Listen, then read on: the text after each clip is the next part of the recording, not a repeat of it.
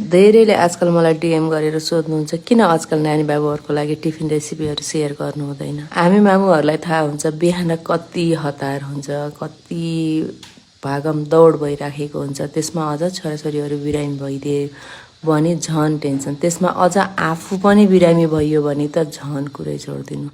यो भागम दौड अनि यो शिथिलताको अवस्थामा म पनि अलि यी सबैलाई भ्याउन मलाई अलि मुस्किल भइराखेको थियो। त्यसले गर्दाखेरि चाहिँ रेगुलर भिडियोहरू, टिफिन सिरिजहरू, टिफिन भिडियोहरू हाल्न पाइराखेको थिएन।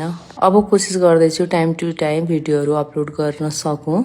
बोइल पोटेटोलाई म्यास गरेर त्यसमा स्वादअनुसार नुन, अलिकति चिली फ्लेक्स, अलिकति चाट मसला, अलिकति अरेगानो राखेर त्यसमा सलाद खान मिल्ने तरकारीहरू सबै राखेर मजाले म्यास गरिसकेपछि ब्रेडमा मजाले स्प्रेड गरिदिने र प्यानमा थोरै घिउ, बटर अथवा तेल राखेर उल्टाइ मजाले लाई चाहिँ सेकायो भने एकदमै मिठो खाजा हुन्छ। आज चाहिँ मैले छोरीलाई यही खाजा पठाइदिएको छु।